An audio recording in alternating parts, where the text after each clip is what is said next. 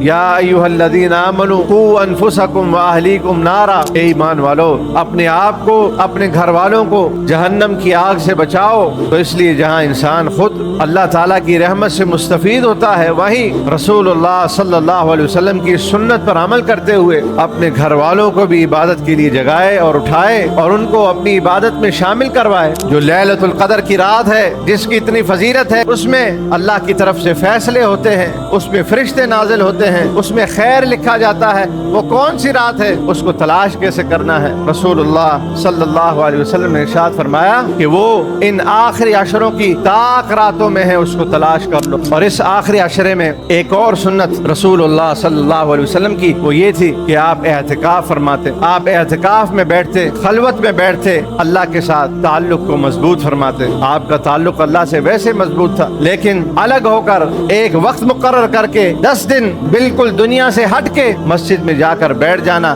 اپنے آپ کو اللہ کے لیے وقف کر دینا۔ رسول اللہ صلی اللہ علیہ وسلم نے ارشاد فرمایا کہ جو فرائض کے علاوہ 12 سنتوں کا اہتمام کرتا ہے، فرمایا اللہ تعالیٰ اس کے لیے جنت میں گھر بناتا ہے۔ اور وہ 12 سنتیں کون سی ہیں؟ فجر سے پہلے کی 2 سنتیں، ظہر سے پہلے 4 اور بعد میں 2، مغرب کے بعد 2 اور عشاء کے بعد۔ اسی طرح فرمایا یہ 12 سنتوں کا جو اہتمام کرتا ہے، فرمایا کہ اللہ تعالیٰ اس کے لیے جنت میں گھر بناتا ہے۔ حافظ عبد الوہاب سیٹھان کے دروس، خطبات اور بیانات سننے کے لیے ان کے یوٹیوب چینل کو سبسکرائب کریں۔ رمضان المبارک کے بابرکت مہینے کا تقریباً نصف حصہ جو ہے وہ گزر چکا ہے۔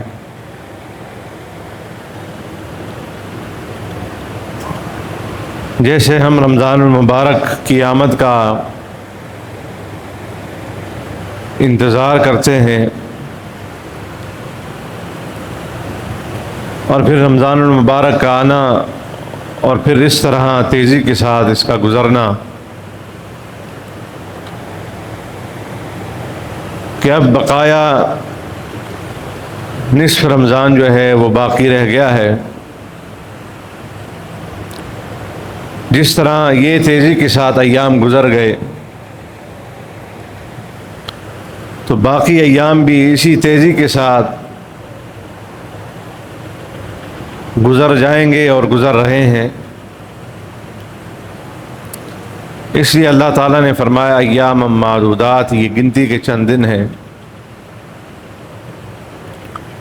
یوں تو رمضان المبارک کا پورا مہینہ اہمیت کا حامل ہے، لیکن آخری عشرے کو ایک خاص اہمیت حاصل ہے، اور وہ اہمیت اس لیے حاصل ہے کہ اس آخری عشرے میں رسول اللہ صلی اللہ علیہ وسلم کے معمولات باقی رمضان سے مختلف تھے۔ آپ ان آخری ایام میں مزید تیاری کے ساتھ اپنے آپ کو عبادت کے لیے وقف کرتے۔ یوں تو پورے رمضان آپ عبادت کرتے، پورے سال عبادت کرتے، پورے رمضان عبادت کرتے، لیکن جو آخری عشرے کی عبادت تھی اس کی محنت بھی زیادہ تھی، اس کی تیاری بھی زیادہ تھی۔ اور یہ اس لیے نہیں ہے کہ ہمارے ہاں مشہور ہے کہ رمضان المبارک کے 3 عشرے ہیں، پہلا رحمت کا، دوسرا مغفرت کا اور تیسرا جہنم سے آزادی کا۔ یہ تقسیم احادیث میں کہیں بھی نہیں ملتی، بلکہ رمضان المبارک کا پورا مہینہ رحمت کا بھی ہے، مغفرت کا بھی ہے اور جہنم سے آزادی کا بھی ہے۔ لیکن آخری عشرے میں رسول اللہ صلی اللہ علیہ وسلم کی بات کا انداز ذرا مختلف تھا۔ اذا دخل عشر الاواخر شد مئزرا وأيقظ أهله وأحيا ليله۔ حضرت عائشہ رضی اللہ تعالی عنہ فرماتی ہیں کہ جب آخری عشرہ داخل ہو جاتا، شد میزرا وأيقظ أهله وأحيا ليله، آپ عبادت کے لیے اپنے آپ کو تیار کرتے، احیا لیلہ، اور آپ ساری رات عبادت کرتے، آپ رات کو جاگ کر عبادت کرتے، وَأَيْقَظَ أَهْلَ، اور جہاں آپ خود عبادت کرتے وہاں اپنے اہل و عیال کو بھی عبادت کے لیے جگاتے۔ رمضان المبارک میں قیام تو اس کا مقصود ہے کہ من قام رمضان ایمانا و احتسابا غفر له ما تقدم من ذنبه، جس نے رمضان المبارک میں قیام کیا ایمان کے ساتھ، احتساب کے ساتھ، اللہ تعالیٰ اس کے پچھلے گناہوں کو معاف فرما دے گا۔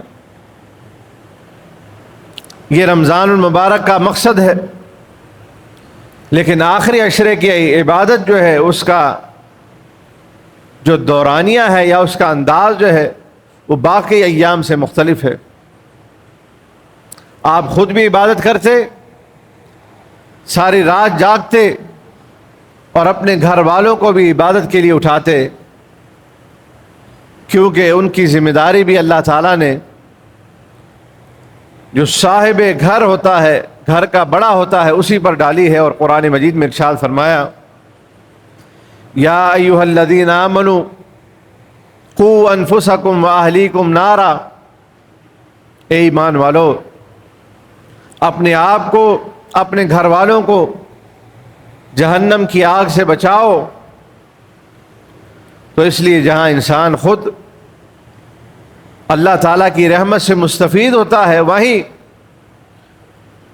رسول اللہ صلی اللہ علیہ وسلم کی سنت پر عمل کرتے ہوئے اپنے گھر والوں کو بھی عبادت کے لیے جگائے اور اٹھائے اور ان کو اپنی عبادت میں شامل کروائے۔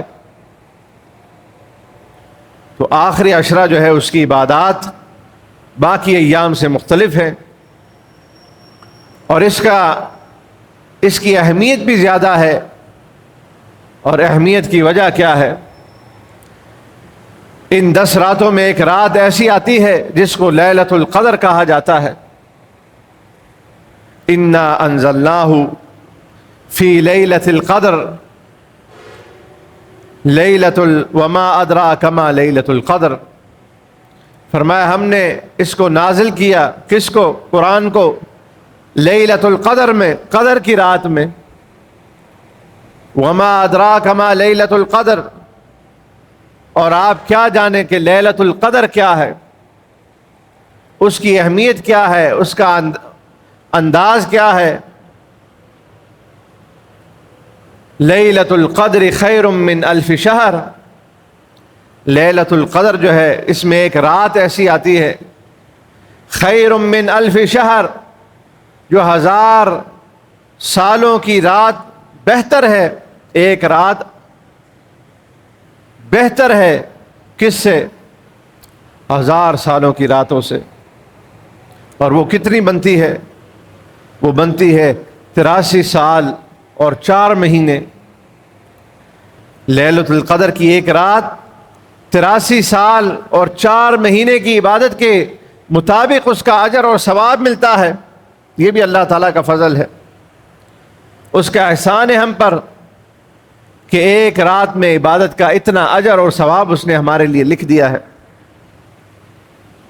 تنزل الملائکۃ والروح فیہا بِإِذْنِ رَبِّهِم مِّن كُلِّ امر، اس رات کی اہمیت یہ ہے کہ اس میں اللہ تعالیٰ کے آسمان سے فرشتے ملائک نازل ہوتے ہیں جو زمین پر پھیل جاتے ہیں اور عبادت کرنے والوں کی عبادت میں اور دعا کرنے والوں کی دعا میں شامل ہو جاتے ہیں۔ والروح فیہا، اور صرف ملائک نہیں بلکہ ملائکوں کا سردار جبریل امین بھی اللہ کے حکم سے زمین پر آ جاتا ہے اور خیر اور سلامتی لے کر، سلام ہی حتی مطلع الفجر، طلوع فجر کے وقت یہ فرشتے زمین میں پھیل جاتے ہیں، اہل خیر کو تلاش کرتے ہیں۔ حامیم والکتاب المبین انا انزلناہ فی لیلۃ مبارکۃ انا کنا منذرین فیہا یفرق کل امر حکیم۔ یہ رات کون سی رات ہے؟ فرمایا انا انزلناہ فی لیلۃ مبارکہ، یہ مبارک رات ہے، برکت والی رات ہے جس میں ہم نے قرآن مجید کو نازل کیا۔ اس میں ہوتا کیا ہے؟ یفرق کل امر حکیم، اللہ کی طرف سے پورے سال میں بندوں کے لیے کیے گئے فیصلے فرشتوں کے حوالے کیے جاتے ہیں، ہر خیر اور شر ان کے حوالے کیا جاتا ہے۔ تو خوش نصیب انسان وہ ہوتا ہے جو اس میں عبادت کر کے اپنے لیے اللہ سے خیر طلب کر لیتا ہے، اور جو اللہ تعالیٰ سے شر سے پناہ مانگ لیتا ہے وہ انسان جو اس برکت والی رات میں جاگ کر اپنے آپ کو مبارک بنا لیتا ہے، برکت والا بنا لیتا ہے۔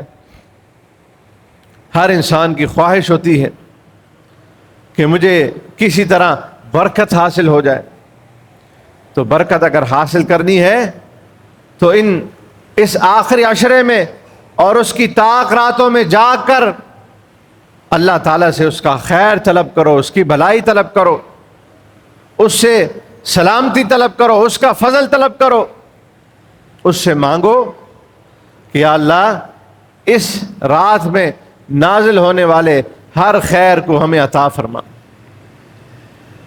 ہر بھلائی جو اس رات میں لکھی جائے گی وہ ہمارے نصیب میں لکھ دے، وہ ہمارے حصے میں لکھ دے، اور ہر وہ برائی جو اس رات میں نازل ہوگی ہمیں اس سے دور فرما۔ حضرت عائشہ رضی اللہ تعالی عنہا نے پوچھا کہ اس رات کو اگر میں پالوں تو اس کا وظیفہ کیا ہے، اس میں عمل کیا کرنا ہے، کوئی خاص عمل ہو؟ یوں تو کتاب و سنت میں اعمال بہت زیادہ ہے، لیکن خاص عمل کیا ہے؟ رسول اللہ صلی اللہ علیہ وسلم نے فرمایا اگر تو اس رات کو پالے تو یہ وظیفہ ہے، اللہم انک عفو تحب العفو فاعف عنی۔ یہ ان طاق راتوں کا اور ان 10 راتوں کا یہ وظیفہ ہے، بلکہ یہ پورے رمضان ہی اس وظیفے کو اپنانا چاہیے۔ بڑی ہی پیاری دعا ہے جو اللہ تعالیٰ سے انسان مانگ رہا ہے، جس میں عاجزی بھی ہے، انکساری بھی ہے، اس کی عظمت کا اظہار بھی ہے، اس کے سامنے افتقار بھی ہے، بندہ اپنی بے بسی کا اظہار بھی کر رہا ہے، اس سے اس کی رحمت بھی طلب کر رہا ہے، اور اپنے گناہوں سے معافی بھی مانگ رہا ہے۔ یہ ساری چیزیں اس دعا میں اللہ کے حبیب صلی اللہ علیہ وسلم نے اکٹھی فرما دی۔ انک عفو، اللہم انک عفو تحب العفو فاعف عنی۔ یا اللہ تو معاف کرنے والا ہے، تحب العفو، صرف معاف کرنے والا نہیں ہے، معافی کو پسند بھی کرنے والا ہے۔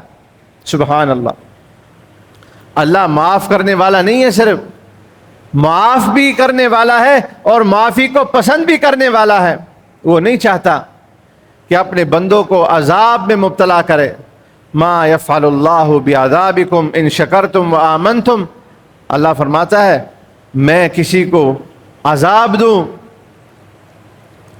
ما یفعل اللہ بعذابکم، میں کسی کو عذاب نہیں دینا چاہتا، ان شکرتم وآمنتم، اگر تم شکر گزار بن جاؤ اور مجھ پر ایمان لانے والے بن جاؤ میں تمہیں کیوں عذاب دوں گا؟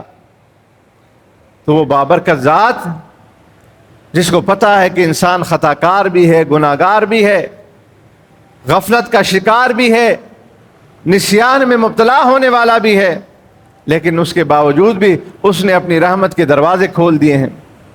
نہ صرف کھول دیے ہیں بلکہ اس کو پسند بھی کرتا ہے، جو اس کی رحمت کے طلبگار ہوتا ہے۔ انک عفو تحب العفو، کون ہے دنیا میں اس مالک کی شان کی طرح جو اپنے بندوں پر اس قدر مہربان ہو کہ ان کی غلطیوں سے درگزر بھی فرمائے اور ان کے معاف کرنے کر ان کو معاف کرنے کو پسند بھی فرمائے؟ کون ہے؟ دنیا میں بڑے سے بڑا بادشاہ کیوں نہ ہو، بڑے سے بڑا آدمی کیوں نہ ہو، اپنے ماتحت کی غلطی پر ناخوش ہوتا ہے، غصہ کرتا ہے، تکلیف میں آتا ہے، اور پھر درگزر کرنے کے لیے اس اپنے دل پر بوجھ سمجھتا ہے۔ لیکن اللہ تعالیٰ کی ذات وہ کون سی ذات ہے؟ تحب العفو، جو معافی کو پسند بھی کرتا ہے کہ میرا بندہ مجھ سے معافی مانگے۔ فاعف عنی، یا اللہ تو مجھے معاف فرما دے۔ تو یہ دعا کثرت کے ساتھ ان ایام میں اور ان آخری عشروں میں آپ نے اس کا اہتمام کرنا ہے۔ اور وہ رات کون سی ہے؟ جو لیلۃ القدر کی رات ہے، جس کی اتنی فضیلت ہے کہ وہ بابرکت رات ہے، اس میں اللہ کی طرف سے فیصلے ہوتے ہیں، اس میں فرشتے نازل ہوتے ہیں، اس میں خیر لکھا جاتا ہے۔ وہ کون سی رات ہے؟ اس کو تلاش کیسے کرنا ہے؟ رسول اللہ صلی اللہ علیہ وسلم نے ارشاد فرمایا کہ وہ ان آخری عشروں کی طاق راتوں میں ہے، اس کو تلاش کر لو۔ 21، 23، 25، 27 اور 29 یہ وہ راتیں ہیں، آپ نے فرمایا ان راتوں میں اس کو تلاش کرو۔ بہتر یہ ہے کہ ہم کثرت کے ساتھ ان راتوں میں عبادت کریں، اور اگر اللہ کی رحمت چاہتے ہیں اور اس کا فضل چاہتے ہیں، اس کی طلب رکھتے ہیں، تو ہمیں چاہیے ان پورے آخری عشروں میں عبادت کو، کثرت کے ساتھ عبادت کو اپنا معمول بنا لیں۔ کیونکہ آخری عشرہ جب داخل ہوگا تو آپ یوں سمجھیں کہ آدھے سے زیادہ رمضان گزر چکا ہوگا اور رمضان کا آخری حصہ باقی ہوگا۔ انما الاعمال بالخواتم، رسول اللہ صلی اللہ علیہ وسلم نے ارشاد فرمایا اعمال وہی ہوتے ہیں جس پر انسان کا خاتمہ ہو جائے۔ تو وختامہ مسک، اگر انسان کا رمضان مبارک کا خاتمہ خیر پر ہو، اللہ کی عبادت پر ہو، اور اس کے تقوی پر ہو، اور اس سے نجات مانگنے میں ہو، اس کے فضل میں ہو، تو اس انسان سے زیادہ کوئی انسان خوش قسمت نہیں ہو سکتا۔ تو اس لیے کوشش یہ کرنی ہے کہ رمضان مبارک کا مہینہ تیزی کے ساتھ اس کے دن اور رات گزر رہے ہیں، ان ایام کو غنیمت سمجھتے ہوئے اپنی عبادات میں جو سستی ہماری ہو چکی ہے اس سستی کو دور کر کے کثرت کے ساتھ عبادات پہ توجہ دیں، اللہ سے توفیق طلب کریں کہ اللہ تعالیٰ ان بقایا ایام میں ہمیں عبادت کی توفیق عطا فرمائے، اور جو سستی اور کاہلی ہو چکی ہے اللہ تعالیٰ اس سے درگزر فرمائے۔ اور اس آخری عشرے میں ایک اور سنت رسول اللہ صلی اللہ علیہ وسلم کی وہ یہ تھی کہ آپ اعتکاف فرماتے، آپ اعتکاف میں بیٹھتے، خلوت میں بیٹھتے، اللہ کے ساتھ تعلق کو مضبوط فرماتے۔ آپ کا تعلق اللہ سے ویسے مضبوط تھا، لیکن الگ ہو کر ایک وقت مقرر کر کے 10 دن بالکل دنیا سے ہٹ کے مسجد میں جا کر بیٹھ جانا، اپنے آپ کو اللہ کے لیے وقف کر دینا۔ وَأَنْتُمْ عَاكِفُونَ فِي الْمَسَاجِدِ، اللہ نے فرمایا سورۃ البقرہ میں کہ تم اعتکاف کرو اللہ کی مسجدوں میں، ٹھہرو، کچھ دن خلوت کے اختیار کرو۔ اعتکاف کا مقصد کیا ہے؟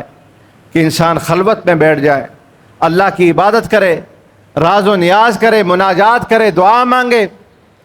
اس کا سب سے بڑا فائدہ یہ ہے کہ انسان احب البلاد الی اللہ مساجدها وابغض البلاد الی اللہ اسواق، اللہ تعالیٰ کے نزدیک سب سے بہتر جگہ روئے زمین پر وہ کون سی ہے؟ وہ مسجدیں ہیں، اللہ کا گھر ہے، وہ پاکیزہ گھر ہے۔ انسان اس پاکیزہ گھر میں قیام کرتا ہے، اور فرمایا سب سے بری جگہ جو ہے وہ بازار ہے۔ جو انسان اعتکاف بیٹھتا ہے وہ ان چیزوں سے محفوظ ہو جاتا ہے، اس کی نظر کی حفاظت، اس کی زبان کی حفاظت، لغویات سے اپنے آپ کو بچا دیتا ہے، اور اسی طرح فالتو کاموں میں جس کا نہ اجر ہے نہ ثواب ہے، گھومنا پھرنا، اس سے انسان بچ جاتا ہے۔ ایک خلوت میں بیٹھ کر اللہ تعالیٰ کی عبادت کرتا ہے، مسجد میں بیٹھ کر اللہ تعالیٰ کے بہترین روئے زمین پر بنی ہوئی جگہ میں قیام کرتا ہے۔ اور رسول اللہ صلی اللہ علیہ وسلم فرمایا ایک نماز کے بعد دوسری نماز کا انتظار کرنے والا گویا اسی طرح ہوتا ہے جس طرح وہ نماز ہی پڑھ رہا ہو۔ تو گویا یہ 10 کے 10 دن نماز پڑھ رہا ہوتا ہے، نماز کی حالت میں ہوتا ہے، اور اسی طرح اس کو موقع مل جاتا ہے، یہ نوافل ادا کرتا ہے۔ رسول اللہ صلی اللہ علیہ وسلم نے ارشاد فرمایا کہ جو فرائض کے علاوہ 12 سنتوں کا اہتمام کرتا ہے، فرمایا اللہ تعالیٰ اس کے لیے جنت میں گھر بناتا ہے۔ اور وہ 12 سنتیں کون سی ہیں؟ فجر سے پہلے کی 2 سنتیں، ظہر سے پہلے 4 اور بعد میں 2، مغرب کے بعد 2 اور عشاء کے بعد اسی طرح۔ فرمایا یہ 12 سنتوں کا جو اہتمام کرتا ہے، فرمایا کہ اللہ تعالیٰ اس کے لیے جنت میں گھر بناتا ہے۔ پھر سنتوں کے ساتھ یہ نوافل کا اہتمام کرتا ہے۔ رسول اللہ صلی اللہ علیہ وسلم نے ارشاد فرمایا کہ انسان جب قیامت کے دن آئے گا، اللہ کے سامنے پیش ہوگا، تو دیکھا جائے گا اس کے نامہ اعمال کو کہ اس کے نامہ اعمال میں فرض نماز کتنی ہے۔ اگر فرض نماز میں کمی ہوگی تو ان کو نوافل سے پورا کیا جائے گا۔ تو اعتکاف والے کے پاس وقت ہوتا ہے کہ وہ سنتوں کے ساتھ نوافل کا بھی اہتمام کرتا ہے، پھر تلاوت قرآن مجید کرتا ہے، لغویات سے بچ جاتا ہے۔ تو یہ بہت سے فوائد جو اس کو حاصل ہوتے ہیں صرف یہ اعتکاف سے حاصل ہوتے ہیں۔ رسول اللہ صلی اللہ علیہ وسلم نے ارشاد فرمایا جو اللہ کے لیے اعتکاف کرتا ہے، اللہ تبارک و تعالیٰ اس کو اور جہنم کے درمیان خندق بنا دیتا ہے، اس کو جہنم سے دور کر دیتا ہے، اور وہ انسان جہنم سے دور ہو جاتا ہے۔ تو یہ بھی بڑا ایک عمل ہے اور ایک عظیم عمل ہے، اور یہ اختیار کرنا چاہیے خاص طور پر ان نوجوانوں کو جن کے پاس وقت ہوتا ہے، وہ مسجد میں اپنا وقت لگائیں، اپنے وقت کو قیمتی بنائیں، اور یہ 10 دن جو ہیں اس کو قیمتی بنا کر اللہ کی عبادت کے لیے وقف کریں۔ انشاءاللہ امید ہے کہ ہر سال کی طرح اس سال بھی کچھ نہ کچھ ساتھی تیار ہوں گے جو مسجد میں بیٹھیں گے اور اعتکاف کریں گے۔ ابھی سے تیاری کریں، ابھی سے ذہن بنائیں کہ مسجد میں بیٹھنا ہے اور مسجد کو آباد کرنا ہے۔ مسجد کو آباد کرنے والوں کی ہی اللہ تعالیٰ گھروں کو آباد کرتا ہے۔ اللہ تعالیٰ سے دعا ہے اللہ تعالیٰ ان بقیہ ایام جو رمضان مبارک کے رہ گئے اس میں ہمیں عبادات کی توفیق عطا فرمائے، ہماری ٹوٹی پھوٹی عبادات کو قبول فرمائے، اور لیلۃ القدر ہمیں نصیب فرمائے، اس کی برکات ہمیں نصیب فرمائے، آخر عشرے کی برکات ہمیں نصیب فرمائے، اپنا فضل اور رحم ہمیں نصیب فرمائے۔ سبحان ربک رب العزت عما یصفون وسلام علی المرسلین والحمد للہ رب العالمین۔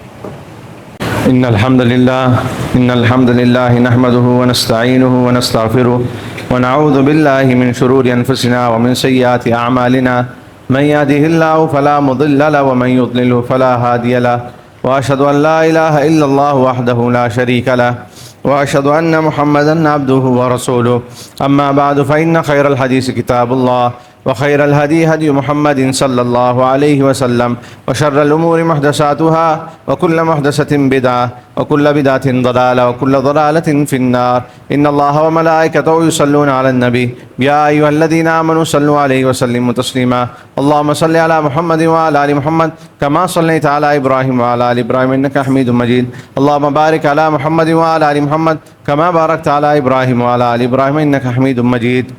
رمضان المبارک کا بابرکت مہینہ ہے اور جمعۃ المبارک کا دن ہے، یہ دعاؤں کی قبولیت کا دن ہے، اور انسان روزے سے ہو تو ویسے بھی اس کی عبادت اور دعا جو ہے وہ قبول ہوتی ہے، اور پھر جمعے کا بابرکت دن ہو تو اس میں کثرت کے ساتھ دعائیں کریں اپنے لیے، اپنے گھر والوں کے لیے، اہل و عیال کے لیے، پریشان ہیں ہمارے ساتھی دوست احباب ان کے لیے، جو فوت شدے ہیں اللہ تعالیٰ ان کی مغفرت فرمائے، تو سب کے لیے اپنی دعاؤں میں سب کو یاد کریں، اور اسی طرح عالم اسلام کے لیے دعا کریں کہ اللہ تعالیٰ عالم اسلام کی خیر فرمائے، فلسطین کے ہمارے مظلوم بھائی اور بہنوں کی مدد فرمائے، اسی طرح ظالم کی اللہ تعالیٰ نیست و نابود فرمائے۔ اسرائیل اور امریکہ جو چاہتا ہے کہ مسلمانوں کو آپس میں تقسیم کرے اور ان کو لڑائے اور پھر وہ تماشا دیکھے، اور اس کا یہ خیال ہے اور اس کا یہ نشانہ ہے کہ کسی طرح اس جنگ کو جس کو وہ چھیڑ چکا ہے یہ پاکستان اور بلاد حرمین تک اس کو پہنچائے، اور اصل اس کا ٹارگٹ جو ہے یہ 2 ملک ہیں اور پاکستان کا ایٹمی پروگرام ہے، تاکہ پاکستان کو کمزور کر کے اور پھر پاکستان کے اندر انتشار پھیلائے۔ اللہ تعالیٰ سے دعا ہے اللہ تعالیٰ اس دشمن کے مکر سے ہمیں محفوظ فرمائے، ہمارے ملک کو محفوظ فرمائے، عالم اسلام کو محفوظ فرمائے، اور اللہ تعالیٰ اس ظالم کو نیست اور نابود فرمائے۔ اور یہ ملک ہمارا ہے، ہم نے اس کی حفاظت بھی کرنی ہے، اس کے لیے دعا بھی کرنی ہے، اور جو اس کے لیے خدمت کر رہے ہیں، جو اس کی حفاظت کر رہے ہیں اور جو گزر چکے ہیں، اللہ تعالیٰ ان سب کی مغفرت فرمائے، اور جو کر رہے ہیں اس کی حفاظت میں اللہ تعالیٰ ان کو توفیق عطا فرمائے۔ سبحان ربک رب العزت عما یصفون وسلام علی المرسلین والحمد للہ رب العالمین۔